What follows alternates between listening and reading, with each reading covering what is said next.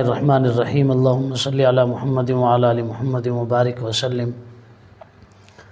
9واں پارہ جب اللہ تبارک و تعالی نے 6 انبیاء کرام کا تذکرہ فرمایا 8ویں پارے کے آخر میں، تو حضرت شعیب علیہ السلام کا واقعہ آگے 9ویں پارے میں بھی چلتا ہے۔ حضرت شعیب علیہ السلام نے جب تبلیغ شروع کی، اپنے لوگوں کو سمجھانا بجھانا شروع کیا اور ناپ تول میں کمی اس کے گناہ سے انہیں خبردار کیا، روکنے کی کوشش کی، تو وہ بدبخت ایسے تھے، قوم کے جو سردار تھے وہ دھمکیوں پر اتر آئے کہ ہم تمہیں اپنی بستی سے نکال دیں گے ورنہ تم ہمارے دین میں داخل ہو جاؤ۔ خیر انبیاء کرام نے کون سا کی دھمکیوں میں آنا ہوتا ہے۔ حضرت شعیب علیہ السلام نے بھی کہا کہ نہیں، یہ تو ممکن نہیں ہے، میں اپنے اللہ پہ بھروسہ کرتا ہوں۔ تو شعیب علیہ السلام کی قوم کی دھمکیوں سے یہ پارہ شروع ہو رہا ہے، اور آگے اللہ تبارک و تعالیٰ فرماتے ہیں کہ ہمارا طریقہ یہی رہا ہے، ہم لوگوں پر پہلے نرمی کرتے ہیں، انہیں نرمی کے ساتھ پیار کے ساتھ سمجھاتے ہیں، جو لوگ سمجھ جاتے ہیں ہدایت پا جاتے ہیں، اور اگر نرمی ان کے کسی کام نہیں آتی، نرمی ان کو فائدہ نہیں دیتی، کوئی کارگر ثابت نہیں ہوتی، تو پھر دوسرا طریقہ ہوتا ہی ہے، ہم انہیں اچانک اچک لیتے ہیں اور پھر ان پر ایسا عذاب ہوتا ہے جن کا وہ تصور ہی نہیں کر سکتے، ان کے وہم و گمان میں بھی نہیں ہوتا۔ تو جو 6 انبیاء کرام کا تذکرہ چل رہا تھا، ان میں سے حضرت موسیٰ علیہ السلام کی قوم کا تفصیل کے ساتھ اس بارے میں اللہ تبارک و تعالیٰ نے تذکرہ کیا ہے۔ پہلے بھی ہم یہ بات عرض کر چکے ہیں کہ پورے قرآن میں مجموعی طور پر من حیث القوم جس قوم کا تذکرہ ہوا ہے وہ یہی حضرت موسیٰ علیہ السلام کی قوم ہے۔ نبیوں میں سے حضرت موسیٰ علیہ السلام کا ذکر سب سے زیادہ ہوا ہے، کیونکہ ان کی قوم بنی اسرائیل کا ذکر بہت زیادہ ہوا ہے۔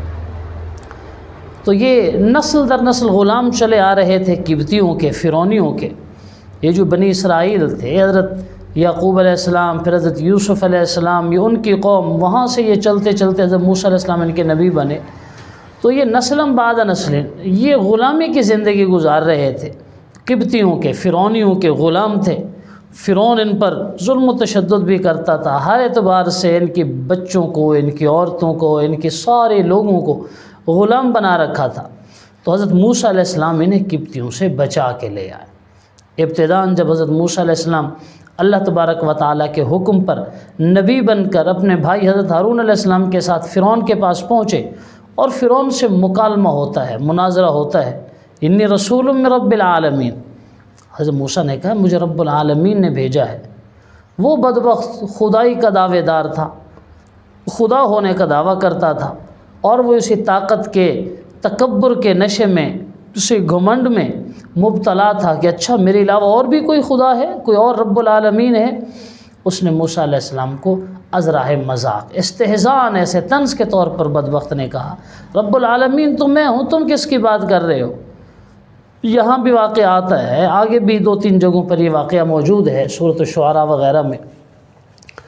تو حضرت موسیٰ علیہ السلام نے کہا جی نہیں، آپ تو رب نہیں ہیں، میں مناسب یہی ہے کہ میں سچی بات کروں، رب آپ تو نہیں ہیں، رب تو بڑے تفصیل کے ساتھ آگے واقعہ آ رہا ہے، آسمان و زمین کا جو مالک ہے، جو موت و حیات کا مالک ہے، جو سورج و چاند کو ابھارنے والا، غروب کرنے والا ہے، وہ اصل رب ہے۔ اچھا تو رب کی طرف سے ہے کوئی نشانی تیرے پاس، ہے کوئی معجزہ؟ موسیٰ علیہ السلام نے کہا جی بالکل معجزہ ہے۔ تو 2 بڑے مشہور زمانہ معجزات حضرت موسیٰ کے ساتھ تھے، ایک عصا والا، لاٹھی والا، اور دوسرا ان کا ید بیضا، جو ان کا ہاتھ نورانی ہو جاتا تھا۔ حضرت موسیٰ علیہ السلام نے اپنا عصا ڈالا، وہ سانپ بن گیا۔ مختلف تفاسیر والوں نے لکھا ہے، حضرت ابن عباس رضی اللہ تعالیٰ عنہما کے حوالے سے، تو کہ جب حضرت موسیٰ کا وہ عصا سانپ بنا تو وہ بدبخت اٹھ پڑا، اپنا دوڑا اپنے اس شاہی جس سٹیج پر اور اس دربار میں جس تخت پہ بیٹھا ہوا تھا وہاں سے اٹھ کھڑا ہوا، لیکن اس کے ذہن میں اگر ڈر جاؤں گا تو یہ ساری قوم تو مجھے چھوڑ جائے گی۔ اس نے پھر ہر زمانے کے بدماشوں کی طرح، ہر زمانے کے طاقتور، یا پھر دوسرے لفظوں میں ہر زمانے کے باطل کی طرح پینترا بدلا، اپنے لوگوں کو مطمئن کرنے کے لیے جھوٹ کا سہارا لیا کہ جی یہ تو جادوگر ہے، یہ جادو کر رہا ہے، جادو کے ذریعے یہ تمہیں اپنے باپ دادا کے دین سے ہٹانا چاہتا ہے۔ لوگوں نے کہا پھر ہم اپنے جادوگر بلا لیتے ہیں، چنانچہ جادوگر بلوائے گئے، وہ ماہرین فن تھے، جادو کے فن سے آشنا لوگ تھے۔ جب انہوں نے حضرت موسیٰ علیہ السلام کا فن دیکھا، دوسرے لفظوں میں جادو دیکھا، نعوذ باللہ جادو نہیں بلکہ حضرت موسیٰ علیہ السلام کا جب انہوں نے معجزہ دیکھا جس کو فرعون نے جادو کہا ہوا تھا، تو وہ سمجھ گئے کہ یہ معجزہ ہو سکتا ہے، یہ جادو نہیں ہو سکتا، اور وہ فوراً ایمان لائے۔ اب یہ بدبخت بڑا سٹ پٹ آیا کہ یہ تو میرے لوگ تھے، یہ تو میرے نمخار تھے، یہ کیوں ایمان لائے ہیں؟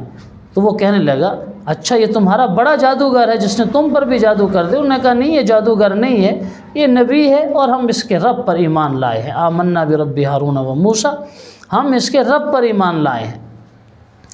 تو اس طریقے سے اسے اس میدان میں شکست ہو گئی۔ فرعون یہ مناظرہ ہار گیا، لیکن طاقت کے نشے میں تھا، نہ مانا، تو ان پر اللہ تعالیٰ نے پھر عذاب بھیجے۔ طوفان کا عذاب آیا، سب کچھ فصلات وغیرہ ختم ہو گئیں۔ ان پر پھر ٹڈی کا لشکر آیا، وہ درختوں کے پتے تک ختم کر گئے۔ پھر چیچڑیاں اور جوئیں وغیرہ پڑ گئیں ان کے فصلات میں، ان کے اپنے سروں میں، اس طرح کا عذاب آیا۔ پھر اللہ نے ان پر مینڈکیں مسلط کر دیں، ہر طرف مینڈک ہی مینڈک ہوتے تھے، وہ بات کرنے کے لیے منہ کھولتے تھے تو مینڈک ان کی طرف چلنا شروع کر دیتے تھے۔ تو ہر عذاب پر پریشان ہوتے، حضرت موسیٰ کے پاس آتے، آپ اللہ سے دعا کریں ہم سے یہ عذاب ہٹ جائے، ہم آپ پر ایمان لائیں گے۔ عذاب ہٹ جاتا، لیکن کافر صدا کا جھوٹا ہوتا ہے، وہ پھر بھی مسلمان نہ ہوتے۔ اس کے بعد پھر خون کا عذاب آیا، ہر جگہ پہ خون ہی خون ہوتا تھا۔ لقمہ منہ میں لیتے تھے، منہ میں پہنچتا تھا وہ خون بن جاتا تھا، پانی پیتے تھے پانی ہوتا تھا، منہ میں جاتا وہ خون بن جاتا تھا، خالی برتن اٹھاتے اس میں خون بھرا ہوتا تھا۔ تو اس طرح ان لوگوں پر عذاب وغیرہ آتے رہے۔ بہرحال حضرت موسیٰ علیہ السلام نے اپنی قوم کو سنبھالے رکھا، اور اللہ تعالیٰ نے بھی ان پر خوب انعامات کیے۔ جب قبطیوں سے یہ لوگ آزاد ہو گئے، اللہ نے انہیں کوہ طور پر بلایا۔ حضرت موسیٰ علیہ السلام طور پہاڑ پہ پہنچتے ہیں، وہاں 40 دن روزہ رکھتے ہیں، اور 40 روزے رکھنے کے بعد اللہ تبارک و تعالیٰ سے ہم کلامی کا شرف حاصل ہوتا ہے۔ ان لوگوں کو زندگی گزارنے کے لیے اللہ تعالیٰ تورات دے دیتے ہیں کہ یہ تمہاری کتاب ہے، تم نے اس کے مطابق زندگی گزارنی ہے۔ مگر یہ ایسی غیر متوازن قوم تھی بنی اسرائیل، اللہ کی نعمتیں کھا کر بھی نہ شکریہ اور کفران نعمت کیا کرتی تھی، اور کبھی ادھر کبھی ادھر والا معاملہ تھا۔ سیدنا موسیٰ علیہ السلام کوہ طور پر گئے، پیچھے انہوں نے سامری کے بہکاوے میں آ کر بچڑے کو خدا بنا لیا، تو رات میں پھر تحریف کرنے لگ گئے۔ مچھلی کے شکار سے روکا گیا تھا کہ ہفتے کے دن مچھلی کا شکار نہیں کرنا، تو مختلف ہیلے بہانے سے یہ ہفتے والے دن مچھلی کا شکار کرنے لگ گئے۔ جو انہوں نے اللہ سے وعدے کیے تھے، حضرت موسیٰ سے وعدے کیے تھے، وہ وعدے وغیرہ توڑنے لگ گئے۔ تو بہرحال انتہائی ناشکری قوم تھی حضرت موسیٰ علیہ السلام کی، یہ جو بنی اسرائیل تھی۔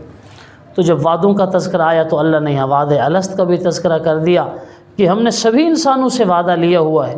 جب انسان ابھی عالم ارواح میں تھے، ان کی روحیں موجود تھیں، انہیں خود بھی نہیں معلوم یہ تب جس کیفیت میں تھے، ہم نے ان سے وعدہ لیا تھا اپنے معبود ہونے کا، ان کو کہ تم ہماری عبادت کرو گے، ہمارے ساتھ شریک نہیں ٹھہراؤ گے۔ قالوا بلا شہیدنا، انہوں نے کہا تھا جی بالکل یا اللہ ہم تیرے ہی بندے ہیں، ہم تیری ہی عبادت کریں گے۔ اللہ تعالیٰ یہاں وعدے الست کا تذکرہ کر رہے ہیں، اور اس کے بعد کچھ واقعات ہیں۔ مثلا بلعم بن بعورہ کا واقعہ ہے، جو بڑا عالم تھا، اللہ نے اسے بہت علم دیا تھا، لیکن ایسا علم جس میں اخلاص نہ ہو، جس میں تقوی نہ ہو، جس علم میں عمل نہ ہو، وہ علم الٹا وبال بن جاتا ہے۔ یہ بدبخت بھی ایسا تھا، علم تو بہت زیادہ تھا اس کے پاس، لیکن عمل نہیں تھا، اخلاص نہیں تھا، نتیجتاً لوگوں سے پیسے لے کر مرضی کے مسئلے بنا کے دے دیا کرتا تھا، غلط قسم کے فتوے جاری کر دیا کرتا تھا۔ تو اس کا واقعہ اللہ نے ذکر کر دیا۔ آگے کافروں کو جانوروں کے ساتھ تشبیہ دی، اولئک کالانعام بل هم اضل، یہ جانور کیا جانوروں سے بھی بدتر ہے، یہ جانوروں سے بھی بدتر ہے۔ البتہ اللہ نے یہ کہا کہ میں نے کافروں کو مہلت دی ہوئی ہے، میں نے کافروں کو مہلت دی ہوئی ہے۔ اگلی آیات میں بتلایا کہ قیامت کا جو حتمی علم ہے وہ فقط اللہ کے پاس ہے اور کسی کے پاس نہیں ہے۔ اور آخر میں سورہ اعراف کے آخر میں حضور صلی اللہ علیہ وسلم کو پہلے کی طرح مزید اخلاق کریمانہ اختیار کرنے کا حکم دیا کہ اے پیغمبر آپ انہیں معاف کر دیا کریں، نیکی کا حکم دیا کریں، باقی اگر آپ کو ستاتے ہیں، تکلیف دیتے ہیں، یہ جاہل لوگ ہیں، آپ ان سے منہ موڑ لیا کریں۔ اور آخر میں قرآن کے بارے میں اذا قرئ القرآن فاستمعوا لہ، سورۃ اعراف کی ابتدا بھی قرآن سے ہوئی تھی، انتہا بھی قرآن پہ ہو رہی ہے، اور فرمایا کہ جب قرآن پڑھا جائے تو اس کو سنا جائے۔ اور یہی بہت بڑی دلیل ہے، علماء کرام نے لکھا ہے احناف اسی آیت کے تحت کہ جو آدمی امام کے پیچھے ہے اس کو فاتحہ نہیں پڑھنی چاہیے، قرات نہیں کرنی چاہیے، کہ امام کی جو قرات ہوتی ہے وہی مقتدی کی قرات ہوتی ہے، چاہے جو بھی نماز ہے، جمعہ ہے، عید ہے، فجر، ظہر، عصر، مغرب، عشاء، کوئی بھی نماز ہے، حالت قیام میں جب امام قرآن پڑھ رہا ہے تو پیچھے والوں کو حکم ہے کہ آپ خاموش رہیں گے اور سنیں گے۔ چنانچہ سورۃ اعراف میں قرآن کے موضوع پر اس کو ختم کیا، اور اس کے بعد اگلی صورت سورۃ الانفال ہے جو مدنی صورت ہے، 75 آیات ہیں، 10 رکوعات ہیں۔ اسلام کی جو پہلی جنگ غزوہ بدر تھا، غزوہ بدر کے فوراً بعد اس کی ابتدا ہوئی۔ اللہ تبارک و تعالی نے شروع میں ایمان والوں کا تذکرہ کیا ہے اور مومنین کی صفات بیان کی ہیں کہ مومن تو وہ ہوتے ہیں جو نماز ادا کرتے ہیں، خرچ کرتے ہیں، اللہ کے علاوہ کسی سے نہیں ڈرتے، اللہ رسول پر ایمان لاتے ہیں۔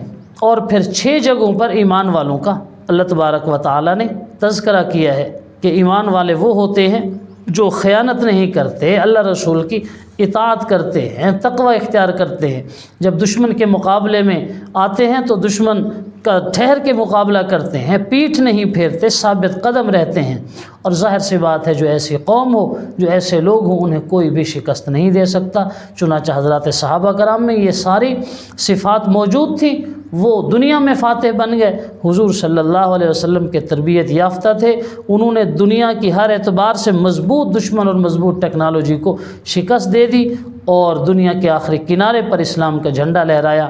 آج ہم بھی اگر ان حضرات کے نقش قدم پر چلیں تو یقیناً جیت ہماری ہوگی۔ اللہ تعالیٰ مسلمانوں کو غلبہ عطا فرمائے اور ہر میدان میں کامیابی دے۔ السلام علیکم ورحمۃ اللہ۔